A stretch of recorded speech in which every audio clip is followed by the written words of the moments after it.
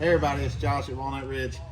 This week I'm going to talk about something I think is new for a topic I don't think we've done yet. Aside from the obvious maintenance stuff that this little bit older unit needs, like these plumbing vent caps that have shattered from some tree limbs, and there's some tree limbs actually stuck, some twigs and stuff up under this refrigerator vent.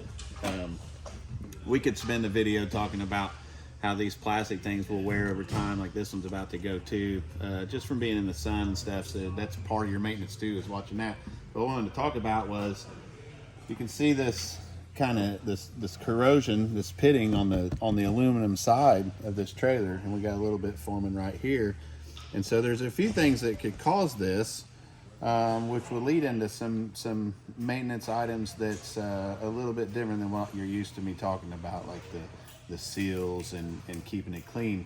But a lot of times something like this, there's a couple things that will cause it. One, when you have two different types of metals together, so if somebody was to put screws in this that say weren't stainless steel or aluminum mixed with this aluminum siding, that can cause that. But I don't think that's what's going on this one. There's no screws around this area. The second thing that generally will cause it is electrolysis. So we've got a stray current somewhere in the coach, and it may be something that you never notice. People have come in, you have hot skin, so if you're standing barefoot on the ground, you touch the metal side, you get kind of a little shock. A lot of times that happens because we have a bad ground, or maybe a partially bare wire somewhere touching something and feeding just a small amount of current in there, and you can feel it. And then we think that's probably what's been happening with this. Now, this is an older unit, so it's probably been going on for a long time. So it's probably been something so minor that they didn't even know that they had a problem with it. But multiple things could cause this. You could have a battery, could have a bad cell in it, or a shorted cell in it that's causing that weird stray current. It could be that the battery's dry, doesn't have the water in there holding a proper charge. It could be that there's a wire bare rubbing on the frame somewhere. It could be that it's got a bad ground. It could be in the shore power. I know this unit does have a corroded battery post. It's got dry cells in it. The battery does need replaced. And that's caused the converter to overwork, and the converter's going bad on this as well. So that's gonna have to be changed. Could be that the converter was the problem all along that's caused this stuff. I don't know. It's happened over time. We're just now looking into it. But there's a couple things you can do.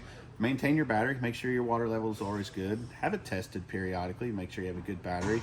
They do have a lifespan on them. That's why they have a date punched out of when they're put into service. So they're only going to be good for so many years. Whenever you're camping at different places, you need to know what kind of voltage you're getting into, and that you have proper ground and not reverse polarity or anything like that. So a surge guard is a really important part of your camping experience, especially if you get one that's going to tell you what faults that you may have with the electric in that campground.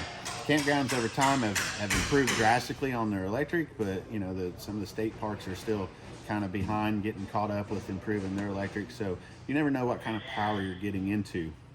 Another thing too, maybe these folks went camping all summer or all winter or somewhere near an ocean, and there's a lot of salt in the air that could contribute to this as well over time. So keeping the unit clean, making sure you're washing it, and then when you do these things and you check for your seals and you're washing it and you're checking your battery, you know, pay attention on your visual inspection. If you start seeing little spots like this, there may be an issue somewhere in the camper that's going to cause you more money and bigger problems down the road. So it'd be good to get ahead of it as soon as you see any kind of signs of that. So good example of just multiple things in maintenance wise that you need to do to make sure that your camper lasts for a long time, and that you and your family can enjoy your vacations for years to come.